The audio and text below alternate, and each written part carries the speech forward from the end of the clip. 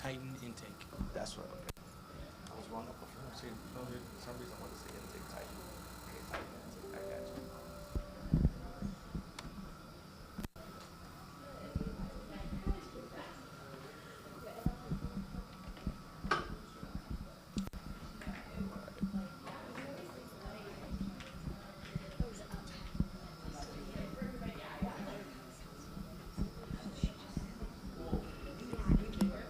Good morning, everyone.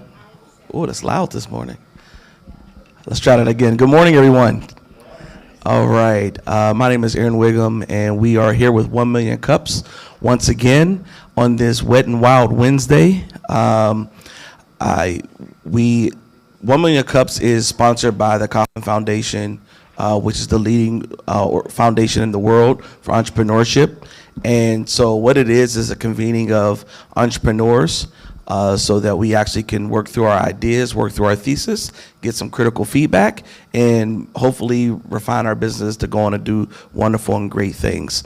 I liken it to Toastmasters for entrepreneurs. And so we're going to spend the next about hour getting to hear from two wonderful companies that have just launched or relatively recently. Just a few housekeeping rules. We do have a few bathrooms down the hall here. And then we have coffee here that was sponsored by Antoinette's. And so we'll have some time for you to go get coffee. But we just want to have a wonderful time, a wonderful discussion. These gentlemen are going to come and present for about 6 to 10 minutes apiece, and then we'll have about 20 minutes of Q&A. While that's going on, we ask that you ask constructive criticism. This is not Shark Tank. They are not pitching. This is more of Dolphin Tank, and we're all swimming in the same direction, all right? And so we are looking for critical questions that will help them to nail their thesis as they go to market or wherever they are in their phase, all right? Once again, my name is Aaron Wiggum. I'm lead organizer for 1MC Tulsa. We have here Tara Payne, who's on our leadership team. Yay! We have Ethan Harkey over here with the black shirt. Harkey Productions, he's on our leadership team. We have Mitch Sims, who will be here shortly. He's wrapping up another call. And then we have Sean McCroskey, who's same situation, all right? So we are the 1 Million Cups leadership team. If you're inclined to join the team, we would love for you to come have a conversation with us as we are recruiting more people to the team coming out of 22 and into 23. Okay, you guys excited to hear from these presenters? All right, very good, very good. So up first, we have a gentleman who's launched his company, and we're excited to hear what he has to say to us this morning. I'll bring to you none other than Patrick Bruce with Intake Titan. Thank you, sir. Good morning, everybody. So my name is Patrick Bruce. I'm the CEO at Titan Intake, where we automate physician referrals for physician clinic offices. And in doing so, we help them deliver better care and actually capture more revenue. But first, I want to talk to you about the facts about facts. So this first statistic is really hard for people to wrap their heads around, anyone that's not worked in a clinic recently, but 90% of referrals are still sent through fax. This causes a huge problem. It's an antiquated process. It's manual. Takes a lot of full-time staff just to process these referrals. Okay, and because of that, there's a big delay in processing them. We, one clinic, it was in Stillwater that we audited, they had a 10-month backlog of just paper. It was just a crazy room of paper. And this results in 15% of patients actually lost. On average, this is what we see when we do studies with clinics. Those patients are just not processed. They go elsewhere, they just don't book, they don't come in, and a lot of it is due to slow processing. And that can cost money, the 15%, but even more importantly, obviously, this can cost lives. If you delay care, this can cost lives. We did a study with another one, and they were actually tracking, 2% of the referrals that don't come in are due to the patient dying. And this kind of brings me to our origin story. One of our other co-founders, I've got 3 co-founders, Rachel Brown. We met her about a year ago through the OSU MBA program, and she kind of immediately fell in love with the idea of the company. She had a very personal story that her stepdad was diagnosed with stage 4 cancer in Stillwater, and then tried to get into an oncologist. For a month and a half, he could not get into an oncologist, and that ended up being a month and a half of the last 7 months of his life. So, but let's talk about our team. Rachel Brown, rockstar MBA. Honestly, what she was presenting, she's much more polished than I am. Jonathan Vasquez. This is the guy who had the idea. He's been working at McKesson, working with these specialty medical clinics for 10 years. And, McKesson goes around and they acquire stakes in clinics and they retool them with, all the best software. And that's what Jonathan does. And he noticed that no one has a good solution for referrals. Right, so he found me also through the OSU MBA program. And myself, I have 15 years experience in healthcare IT, in networking, and software development the last 7 years. Okay, so what is our mission and what's our magic? What makes us different? Why is this going to work where other people have failed? When I go around and tell people this story about how slow these referrals are, almost everyone has a personal oh, my mom had that experience, or tried to get into a clinic and it was a horrible experience. So our mission is to deliver a frictionless patient intake experience, okay? So the vision that we have is, imagine you go to your primary care, you get referred to, let's say, an orthopedic, you have a broken knee or something. On your way home from that appointment, driving, you're gonna get a text that says, we processed you, here's 3 appointment slots, reply 1, 2, or 3, which one works for you? So that is the experience that we're building through software and through automation. And most critically, I would say why this company is gonna work is we require no change in behavior from the physicians or the doctor's offices. Anyone who's worked with doctors, you'll know this is a big sticking point. You can't convince all the doctors to change their behavior. It's not gonna happen. Other people have tried to solve this problem, and we'll get into that later, but they don't have this advantage. Okay, so the value we deliver is pretty compelling. So we make this process 10 times faster on the actual staffing processing side, and that translates into massive yearly savings. But most importantly, like I said, we're gonna be capturing some of those lost patients. And for our average clinic size in oncology, for a group of 25 providers or more, that actually translates into $8.6 million in net new revenue when they implement our product. And again, most importantly, the patient experience is just drastically improved, which you could imagine if you were getting that magical experience I was describing earlier, you're more likely to go to your appointment, you're more likely to go back to that doctor. Okay, business model, we're completely SaaS, so we will have annual recurring revenue, and it's based on volume usage of our product, a subscription. We're going to have very healthy 85% profit margins in our calculations, which is normal for a SaaS company. And what we're projecting is $44 million annual recurring revenue by year 5.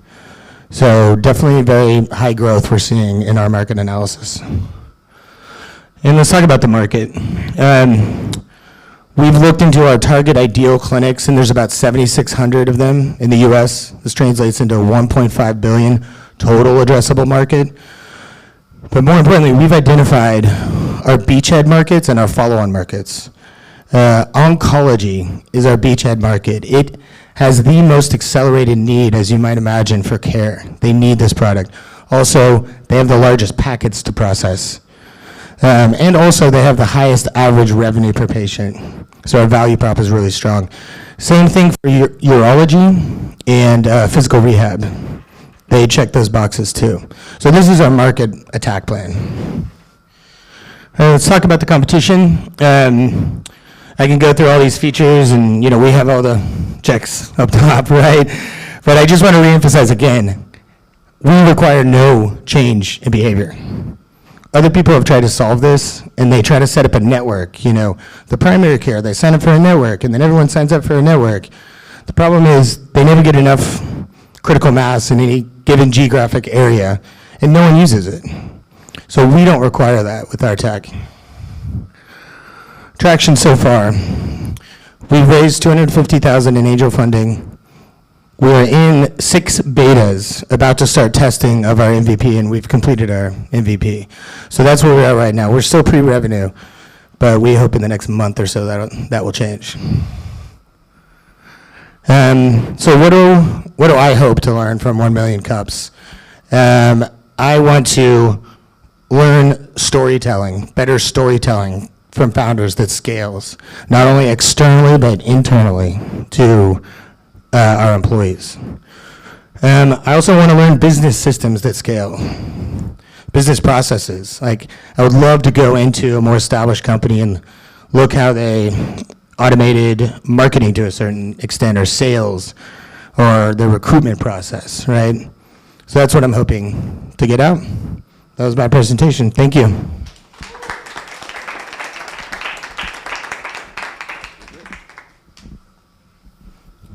All right, wonderful.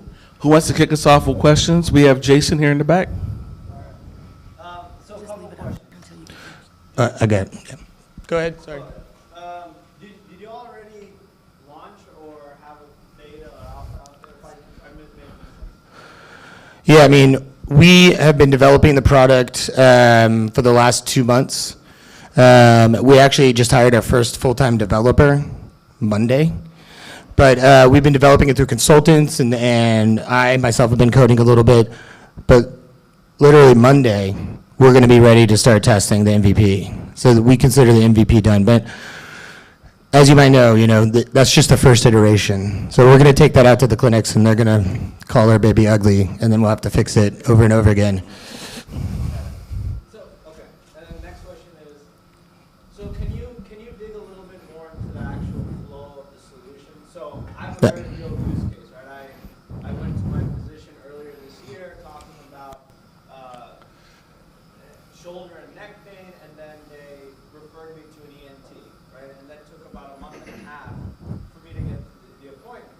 But as far as I understood, it took that long because they had that many people booked over the month and a half. So how does automation help? Yeah. This is a great question. And this is why when we look at the market, we look at groups lower than 8 providers or lower. They often don't have the management layer that's constantly pushing more capacity, more visits, more patients. So that's kind of a threshold. So when we are targeting our sales, we're targeting groups of 8 or more. And in our studies, we've seen that they're constantly trying to add more visits. So they're adding more mid-levels, they're getting people seen faster. So, but I mean, if you go talk to a group of less than that, maybe a more rural group, they're gonna be like, we don't want any more patients, right? They're like booked. So that's a great question. Does that answer your question? Yes, but I wanted more details, like the actual technical. Yeah, so here's from our original deck that I showed to Mitchell Sims, and he's like, this is way too much words, right? So that was the result of that simplified deck I just went through. But, so we are actually, we're sucking their fax number up into the cloud, or sometimes it's email, sometimes they have an eFax solution, but we are intercepting that fax. So in your case, they were sending you to a shoulder guy? Yeah.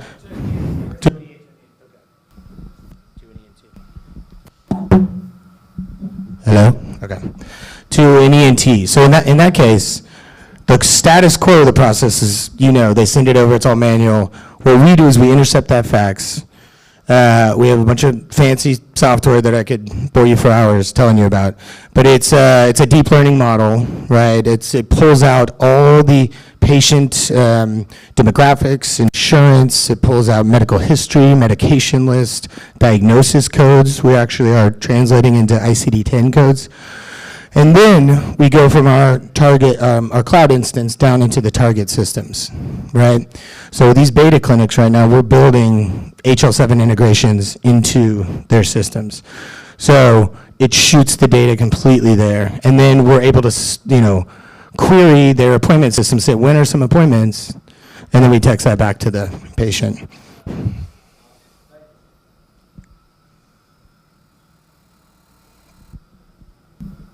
Questions? All right, right here.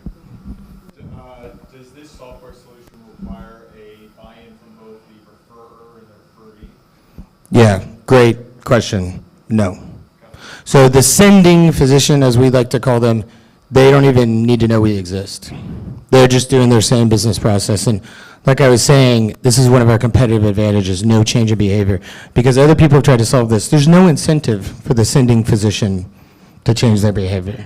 I mean, honestly, it doesn't help them deliver better care or make them more money, frankly. So they just don't do that. That's why other people have tried to solve this problem and failed because of that.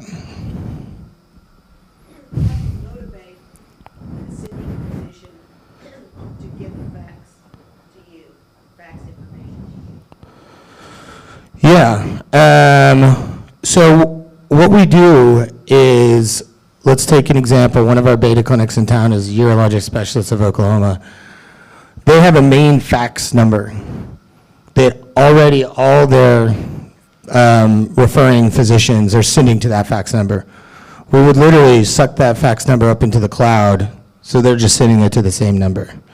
And then our pipeline starts. The sending physician, again, doesn't know that anything has changed, nothing has changed for them. Correct. Having done referrals before, I know how tedious this process can be. So you're saying that the sending physician is sending it directly to the person they're referring to. Mhm. And then your tech is going to pick it up, intercept it, and then shoot out 3 options of where they can go?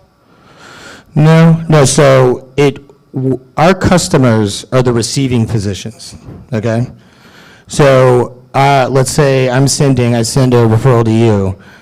You've bought my software. It processes it and sends it to your systems. And then from your systems, it'll say, here's 3 appointment slots that are open in this clinic, and it texts it back to the patient. So they can choose their appointment almost instantaneously. So my question is then, are you taking out people? Well, I mean, we don't like to say that. The truth is, this is really crappy work that no one wants to do, And we like to say we're saving them from that experience. And, in typical, these type of implementations, they're not let go. They're just repurposed to actually more important work, right? Yeah. But that's part of our yearly labor savings that we calculate, that we're automating a lot of the labor that those people are doing. Any other questions? Haley?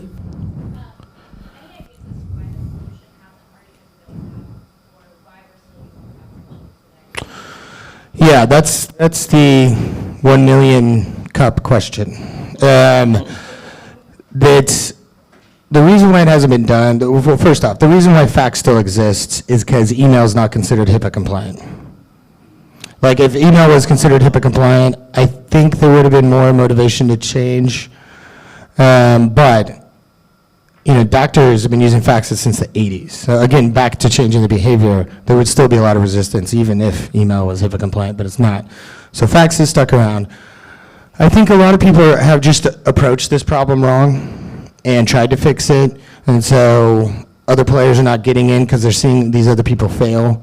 And frankly, the deep learning tech I was talking about, has only reached the point in the last couple years that this is truly possible in a highly accurate way.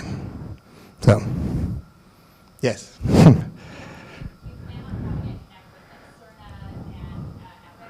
Yeah, absolutely.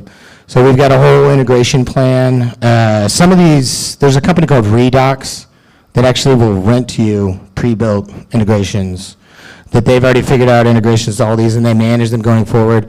So with the big ones, we're probably going to do that, but there's always going to be some like mom and pop EMRs we got to figure out. So we've got an integration team, et cetera, to figure that out. What is the probability of error, say somebody has the wrong information? Yeah, so in our testing, it's about 95% accurate, okay?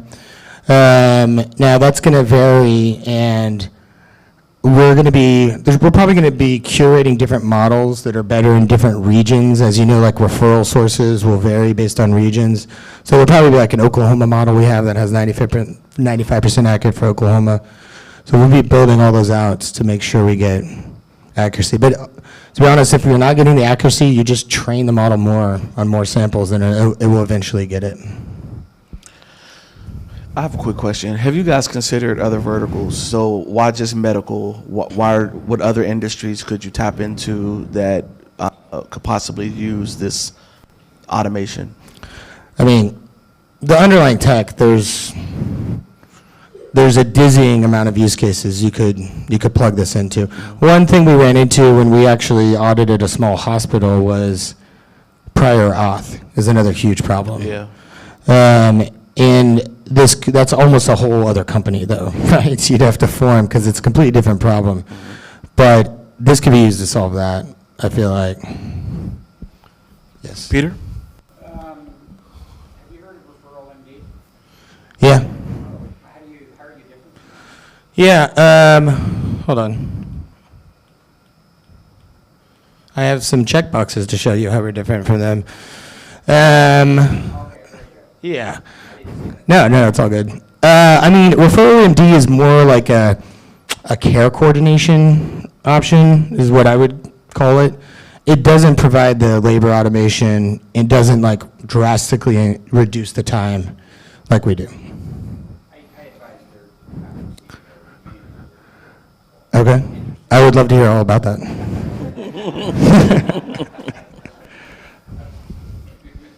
Any other questions? No? Going once? All right, let's give Patrick a hand. Thanks, everybody. So we are going to take a quick break in 1 minute. We're going to bring Tara up. She has a few announcements. We'll take a quick break and then let you get some coffee and whatnot. And then we'll bring back our second presenter. Here's Tara.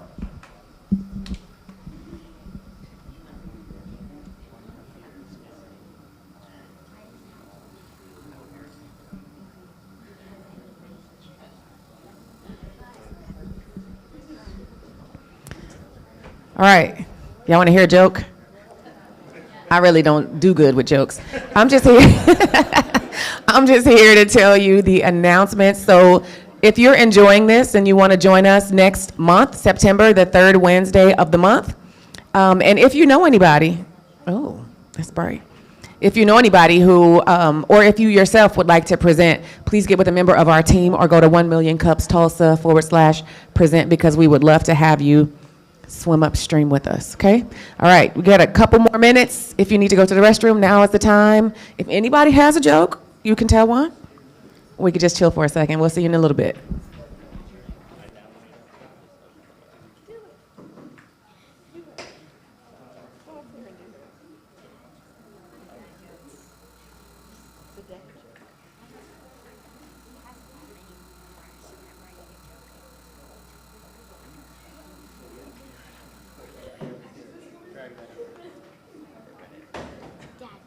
She has a joke.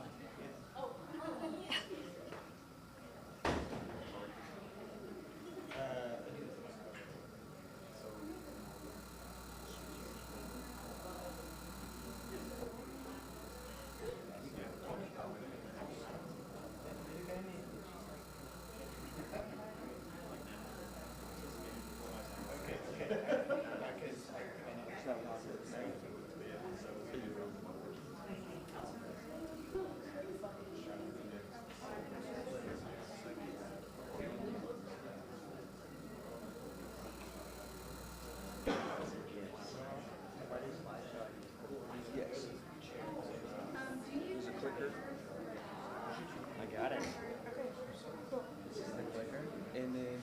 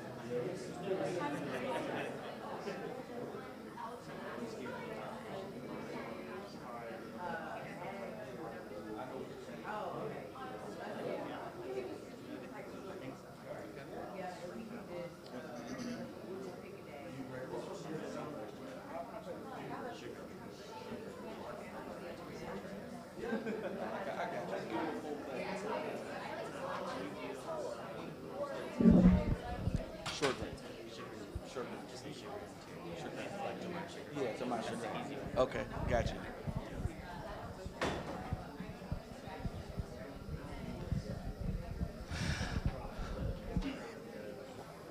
So we're going to bring up our second presenter.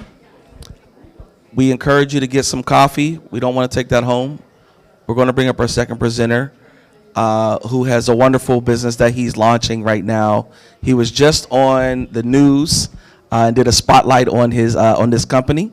And so we're so excited for his growth and how the difference he's going to make in the Tulsa community. He has a wonderful story, and he's come to us by way of Tulsa Remote. And he's just trying to find a way to make a deeper impact in the community. And we're really excited to have him as part of our network. So I want you to put your hands together for none other than Trey Chagrin with Skill Fund. Thank you, Aaron. All right. Good morning. My name is Trey, and I'm with Skill Fund. I'm the creator of this program. It's a way to help young adults learn a creative skill and land a good job. So as we like to say, we help accelerate your path to a meaningful career. So I'd like to highlight two problems we focus on. One, primarily on the high school graduates. They're often unaware, unequipped, unprepared, and frankly, underestimated to thrive in professional environments. Problem number two, so entry-level jobs are often abusive, difficult to hire well, or they're not actually entry level. Hence, so you're telling me I gotta get experience before I get experience. We've all felt that. So how big is this problem? Here's a bunch of random numbers. This is what they mean in the font that you cannot read because it's so tiny. So there are about 1.3 million high schoolers that graduate from high school and they don't go to college. So where do they go? If you do go to college, your average debt is about $32,731. That seems like a big burden to bear when you haven't even landed a job yet. And then on the other side, for the hiring place, the average cost to hire is about $4,000 and takes about 28 days to hire someone. So to put it plainly, young adults need an alternative path to college. Can't just be one option for them. And employers need to hire entry-level creatives more effectively. The solution, YouTube. Just kidding, but kind of not really. Because really, you can get a job if you go on YouTube for hours. But anyways, we need a better way to really meet young adults where they're at currently, and then challenge them accordingly, and then provide opportunities for them that are dignifying. So we don't see this in a lot of ways right now, where we're not meeting people where they're at, we're not challenging them accordingly. They're kind of just going through high school and then being told to go to college without any kind of intentional decision. So Skill Fund, what'd it do? I'm surprised I kept that in there. So like I mentioned before, we help accelerate your path to a meaningful job. And so ways that we help accelerate, we have funding, we have mentorship, and we have introductions. So introductions to peers, to community members, and most importantly, employers. How do we introduce meaning to this? So we provide context, we give structure to these young adults, and then we help them apply their skills. More about what it does. There's a lot of words up here. I'm gonna summarize. So really practically, this is a free 90-day program targeted for high school graduates. So anyone from 18 to 21 ideally. We'll be receiving 10 recipients for our first cohort, and we're providing $1,000 in funding to each of those 10 recipients so they can spend that on buying a computer or buying educational resources. The idea is really, if you want to learn a skill, I don't want you to be worried about a $59 purchase. I want you to be like, I want to learn this skill. I have $1,000. I'm just going to go buy what's necessary to start learning that. One thing we also do is we pair these kids with a mentor. We have a very exciting group of mentors who work with global brands. Some are local here to Tulsa and some are across the country. So some of our mentors work with Nike, Adobe, TikTok, NFL brands. So this is really high quality performers in the industry. And we also vet people on their mindset, not just their skill set. So these mentors are ready, willing, able to really help kids, young adults excel. And also, yours truly is providing student mentorships or memberships for each student that graduates this program. So a big thank you to 36. The way it runs is we call it a self-paced, assignment-based learning. So what we do is we actually reverse engineer the process. So we say, what opportunities are open, who's hiring, what skills are in demand, and then we go and we build assignments based on those skills that are in need, and then we have kids use that as a North Star. So the information is there. It's the hard skill information is there. These young adults just need a direction in which to point that energy. Who's this for? So high school graduates, 18 to 21, who are interested in learning a creative skill. I want to emphasize just the interest part.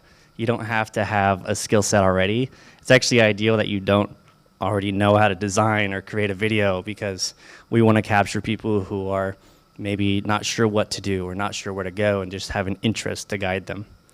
And then on the other side, I'm looking for employers who are looking to hire entry-level creatives. And we could even broaden that to say entry-level positions across the board that could utilize a creative skill. Here's some practical examples of what creative skills are in demand right now. I won't read through all of them. There's a lot more too. This is a quick example of one of the workshops that we do for our young adults. I'm not going to read every word on here, but it's a framework called Ikigai, and it's a way for kids to think holistically about the skill and the career that they're going to choose. So we're not just saying, go follow your passion, because, they might not get paid for it. Or don't go chase, what's the biggest high-paying job? We want to combine a lot of different perspectives here. So we have, what do you love? What are you interested in? What could you be good at? What does the world need? And then most importantly, what could you get paid for? So we want them to think holistically about why they're choosing a skill to learn. And then hopefully that gets them a job much quicker. Just as a little piece of inspiration, these works are done by high schoolers. As someone who hires and works within the industry, I would hire these people immediately. I've actually hired one or two of these people myself. This really highlights the underestimated piece. These kids are already excelling. They're already creating skill sets that are hireable, and no one's there to see them or utilize their potential. So what can 1 Million Cups do for me? Applications are currently open. We have 10 spaces open. If you know someone who fits this realm, have them go to skillfund.co and apply. Applications end the end of August. And if you're hiring, I would love to talk to you. I'm putting a lot of energy in myself to help create creative avenues for you to hire effectively. So think of it in a way of, I'm here to help you find a way to hire, spend less money, spend less time, get a higher quality applicant. So I'm on both sides of this market right now, so take advantage of that. Thanks a bunch.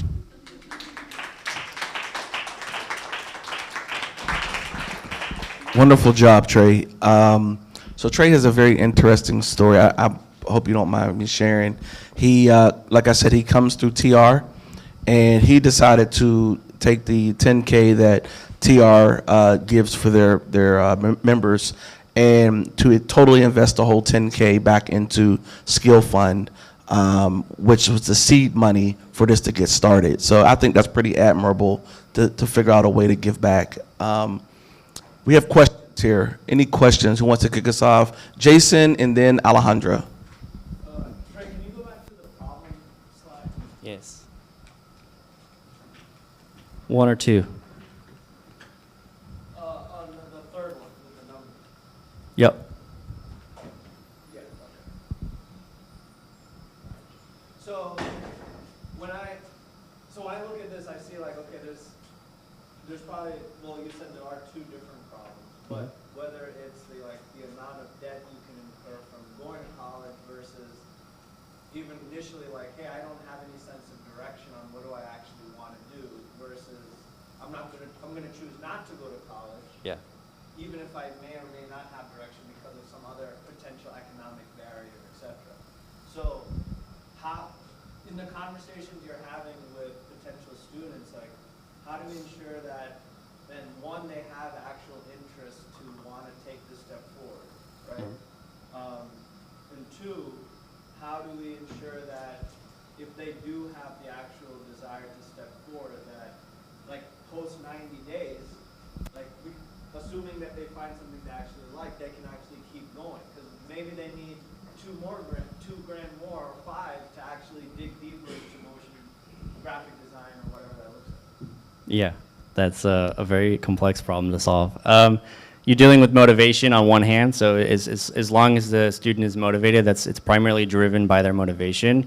But I think we can the idea is to create a space for them to be motivated to lower these barriers so that that's less of a challenge to them.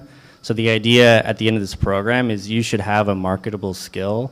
At the very least, you have momentum in your life now. So if you need to go borrow money, people are more, willing and able. Maybe it's family and friends or something. And if that's like an actual occurring problem through this, I'm doing this to learn a lot from the applicants. If that's a real problem, I'd love to expand and do like an extension program. Like, okay, you've learned the skill, you're hitting a wall, what's going on? Let's figure out what's going on. Do you really need $2,000 or you just need a better introduction? Yeah. Alejandra. Okay, so I have a couple of questions. One, I'm curious, are you, this cohort that you're going to start, it's in Oklahoma or nationwide? Yeah, so the first one is in Tulsa. Yeah, the idea is to focus on the community here first. This is my new home, so yeah. Okay, and also, so one of the problems is hecklers are unaware. So what's your plan to Mhm. teach high school? Yeah. So that one moves a little slower. It's right now I'm establishing a lot of key relationships with people. So one big thing I'm doing is I'm going to start doing workshops. I'm working with a high school right now to actually build out their curriculum and mentor kids in their class right now. The idea is to go around high schools and do mentorship workshops and then just have, honestly, a lot of conversations. Social media can go so far, but right now it's 10 people, so I'd rather have depth than breadth. And so, yeah, that's how I'm approaching it right now. And last question, I'm curious, sometimes college graduates are also unaware and unprepared. Is there a reason why? Yeah. So eventually I'd like to expand the age range to, honestly, anyone who needs to have this resource, have this context, this structure. This is just an area, personally, I was this kid for a long time and was really frustrated and confused and just didn't know what was going on. I think it's a very overlooked area. They don't have any place to go. The 18 to 21-year-olds who are not going to college, there's no place to kind of just go and find them and to help them out. So this is why I'm starting there first. All right, Maria. Is there kids or young adults who are still planning to go to college but still thinking about the apply campaign? And are you going to come away or? That's a great question. So the idea for this is to keep them accelerated, keep them learning or get a job. And so if they're going to college and they really need this program, absolutely, go through the program. One key metric for me is that every student in this cohort is involved in the community after the program. So let's find a way. Are they going to college? Are they going to New U? Are they going to different things? You know, are they ideally getting a job, because that gives them the most independence. But really, it's all about finding what their specific needs are and their specific goals are. Yeah. So I know this is just the beginnings, first cohort, and you're coming in yourself. What are your plans for the next cohort, or and also kind of part to my question is what's like what does a home run look like to you? Like what's your big vision? Yeah. So how is it sustainable? Fortunately, for cohort 2, I found a private match donor, so we have cohort 2 in the books for funding, which is awesome. And so that's cool to know that we have momentum immediately. The idea is for this to be a long-term national program, if not global, because this is a problem all around the world. Tulsa is a fantastic area to start it and a good community to bring it to. Yeah, big vision. We just want a place for these young adults to capture their energy, capture their potential, and release that and direct it and guide it. I think this is something that could actually change a society's output, a society's culture, if you're targeting and harnessing this impact from these kids. Did you ask another question? I forgot. Okay. I have a two-part question, though. Yeah. One, it slipped me. Okay. One part. Right. So, I know what it was. For-profit or non-profit? So right now it's kind of ambiguous. So it's just I have a fiscal sponsor. It's more like just an initiative right now. It's an initiative, Okay. yeah. So I want to be open to what's going to be sustainable. And so long term, it might be a nonprofit. I might go fundraise. I might just keep getting private donors and fund it that way. But this is solving a real problem for entry-level businesses. And so there is a monetization potential that I'm brainstorming on. So there's some avenues to go. Okay. Second question, I remember now. Have you considered partnering with local universities, even though you're saying this alternative, would they not be amenable to having students that are not students still run programming on their campus? Yeah, 100%. Okay. Yeah. Have you approached them, or you just thought about Yeah, it? got some introductions. Yeah. Okay. Yeah. So a lot of what's happening in the community right now is hey, we're gonna wait and see. You know, show like I know this works. I've done this with individuals, Yeah. but not on an organized scale in a public manner. So it's really right now it's like building, run. Proof of concept. Proof of concept. Gotcha. Yeah. Okay. All right. Right here. Since it's a 10% program, but it's you're trying to get into, my first question is the program tailored to the individual and their needs based on like what they're going to do throughout that 90 days? I'll just ask that question. Okay. Yeah. So a big part, like I said, we reverse engineer opportunities and to give them assignments. So the counterpart to that is I want kids to be invested and to make the decisions themselves. So we're kind of balancing that, allowing them to go through the process of what I call exploration. And so what we kick off is an exploration process. So we do those circles, we do the Ikigai framework for 3 skills. So they have to go research 3 skills. They're not even learning this skill. They just have to tell me what people pay for it. And then that 1 shows interest, and then 2 shows investment that the kid is involved in their future. And so then we take that as experts and we go, okay, let's talk about, you want to be a painter. People aren't necessarily paying a lot or often for that. Maybe you can be an illustrator for advertising. So helping kids pivot, kind of a balance of push and pull. Mm-hmm. And then the second question was, what is like the main goal of student therapists? Because when they end, they have jobs. When they end, they know what they want to do, or maybe even they know what they want to do and they have to study for a living and something creative throughout that time. So they need to finish off. Yeah. So we have what I call a skill fund synopsis, and so there's a whole framework, and it's cool because it's not only just a portfolio piece or a cover letter, it's actually showing a process of improvement. And so it shows weekly check-ins. It shows what, there's like qualitative and quantitative data. So it's like, okay, what have you learned from this week? Show us what you made. And then it's like a progress. So I think one thing that's cool is, if you see a portfolio, you don't see the process, you don't see progress. And to me, progress is so much more valuable than just an end result. Right. And this is actually another way how we're capturing quality people for entry-level positions. So there's a whole thing. So there's 3 portfolio pieces at the end. The ideal situation is I have a job. But really, there's so many more opportunities beyond just having a job, especially at this young of an age. Yeah. Liz? Does everyone follow the same like curriculum, or does it really, is it based on what mentor you're paired up with? Yeah. How does it work? Yeah, so yes and no, both. So there's a framework that we follow, but it's modular, so it adapts to whatever skill you choose.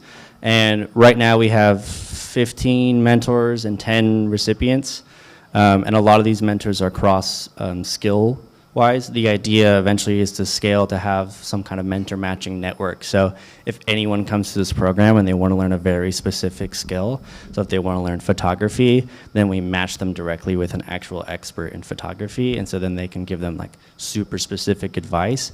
But it really is a lot on the student to go and find these resources online. They're all out there. That also is a gauge of seeing their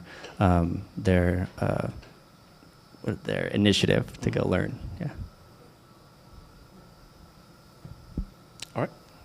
Actually, a question. So you mentioned a lot of like the frameworks and models and other stuff, and then basically the IP that your organization offers. Just out of curiosity, how was that developed? Was it based on say your personal professional experience, or what sorts of research did you do? What sorts of studies did you do? Yeah, great question. I've been in the creative space for about 11 years. I started as a high schooler.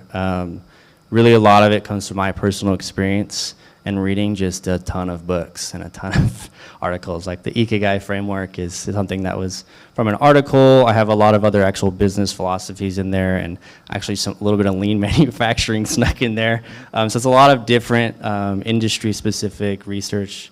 It's really just an accumulation of what I've learned. Over the past years, I've worked with, I don't know, probably 50 agencies, creative agencies in my life. So I've seen processes in different industries and realms, and I've kind of taken those processes and kind of centralized them into, okay, how do we get people to learn quickly? Yeah.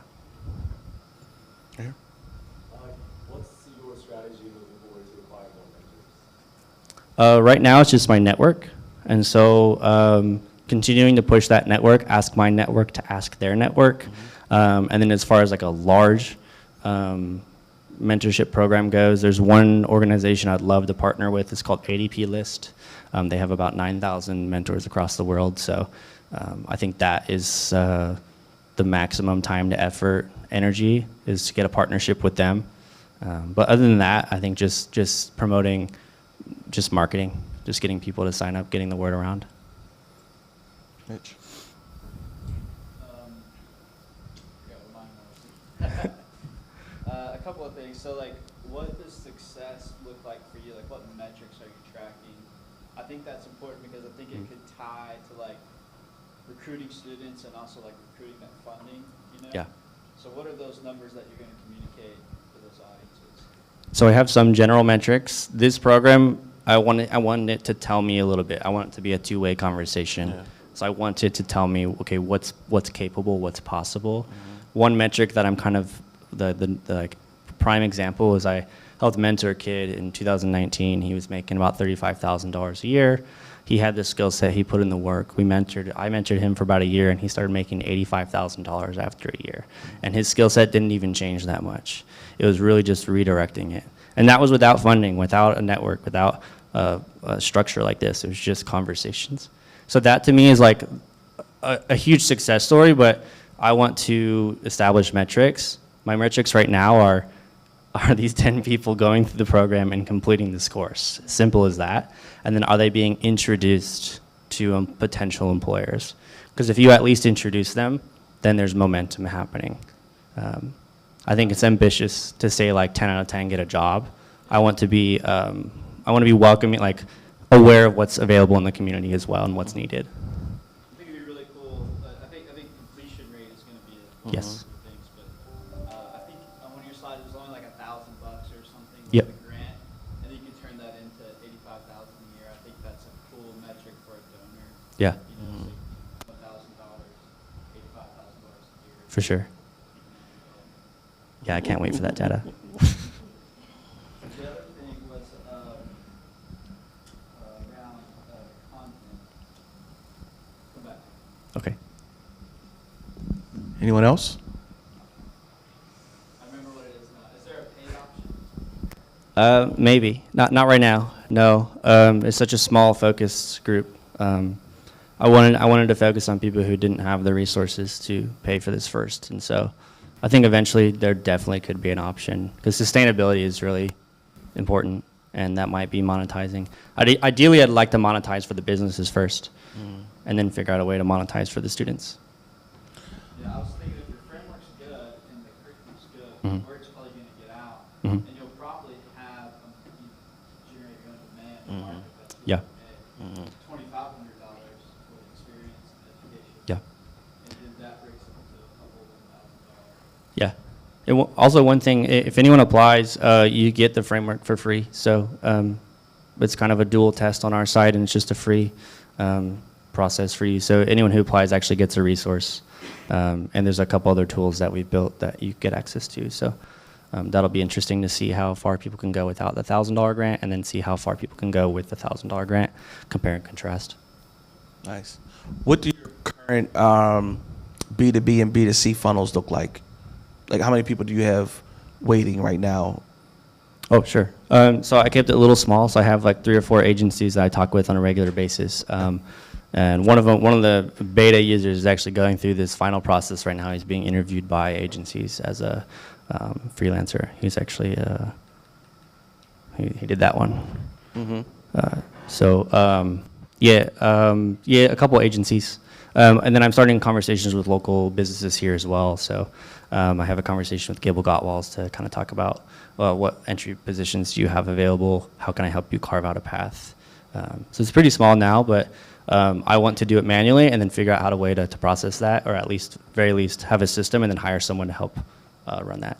Yeah. So I know you're in the pilot phase right now. How long will that last, and when do you see it's kind of like, multiplying? Sure. So the program is going to go from October 1st to January 7th. Okay. So really, I really just want to focus really intensely on this first cohort. I don't want to start, spreading myself too thin or doing things that aren't necessary. So really, it's all about this first cohort. January 7th is going to be really revealing. We're going to see how kids can progress, how the community receives it. And then we'll launch the second cohort probably in the summer or spring, and that'll be more like, okay, let's dial it up, let's dial it down. So, Okay. yeah. Nice. And Alejandra. Maybe in business, it's like 90-day program, do they meet weekly or every day? That's a great question, actually. So I wanted to model like real world, current world environments, and a lot of it's remote based now. So there's only 2 in-person meetups, and then there's about 3 or 4 virtual check-ins.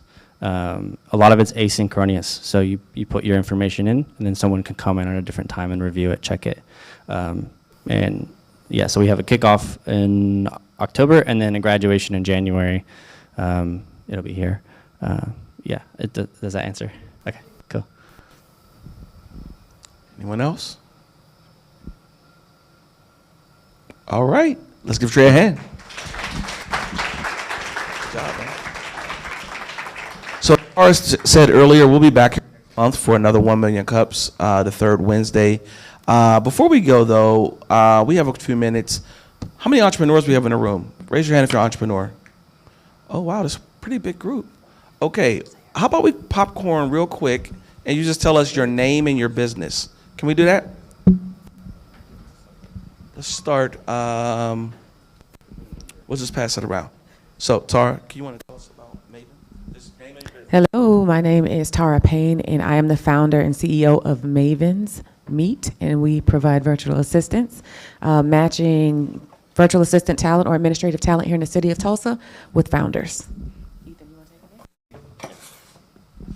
Good morning. I am Ethan Harkey. I started my own production company a few years ago. So I do freelance videography and photography for businesses around Tulsa.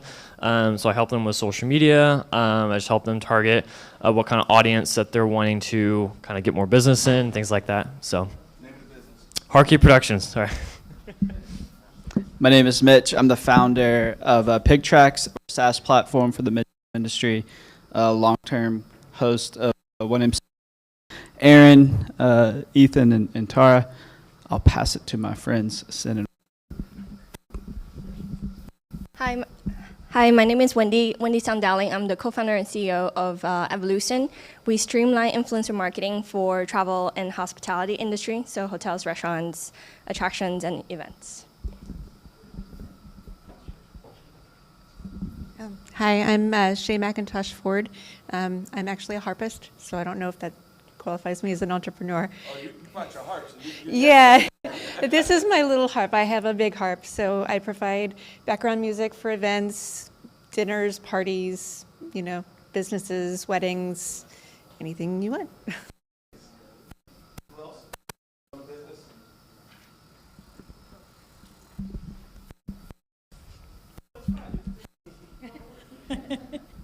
Hi, Baltimore. I run a market research firm called Sage Evans that focuses on nonprofits and mission-driven organizations. Hi, this is here from India. Actually, I'm here for an exchange program. I run an online I run an online platform in India for small businesses. I help to connect the required resources to start a small business. It can be training, expert advice, or license registrations, business loans, whatever is needed to start a small business. All right, thanks. Hello, good morning everyone. I am Suraksha and I'm from Nepal, and we are together. We are at an exchange fellowship program at University of Oklahoma. And back in my country, in Nepal, I run an e-commerce marketplace, and especially we help small businesses in their digital transformation process. So we have a lot of services, and we really onboard them to our platform and provide technology, access to market, access to capacity building courses, and also access to finance. Thank you. Good morning, everyone. My name is Najmus Sahar. You can call me Sahar. I am from Pakistan. I'm not an entrepreneur myself, but I work with entrepreneurs in my country. I am leading an incubation center in Pakistan. We help tech-based startups, idea-based startups, and we help them grow in Pakistan. So I'm here for the exchange program, so I'm looking for some innovation and tech innovations that I can bring in the tourism sector of Pakistan, because tourism is the next booming industry of Pakistan. So I would suggest everyone go to your any browser or Google, so you can search for Pakistan and see some tourist attractions there. And yes, here's a lady, I forgot your name, so I also wanted to connect with you. Thank you so much for having us here. Hi, everyone. I'm not actually an entrepreneur, but I work for a company that's helping to find and fund entrepreneurs. The company that I work for is called Builders and Backers. I'm the Program Idea Accelerator. If you haven't applied, it's a little bit too late. Our applications closed last night for our fall application, but stay tuned because the winter cohort will be launching soon, so I'm glad to meet everyone here. And if you have any questions about Builders and Backers, I'll be in the back for a little bit to answer any questions. Thank you. Who else? Entrepreneurs? Thank you. Kate, you know I was going to jump on you, Kate. I'm an IP attorney with Black Dog Law, and tomorrow I'm hosting a day called Ask Kate Anything. It's going to be over at Camp 2, and I've got some slots open where it's just a free day where you can book a spot and come ask me anything intellectual property related or kind of related legal services related. So if you're interested and have a question, come talk to me and I can book you a spot. Anyone else? Entrepreneurs? Entrepreneurs? Potential investors. Talk about it. Well, we're just starting the journey. So my name is William. This is my wife, Brooke. We are in Broken Arrow.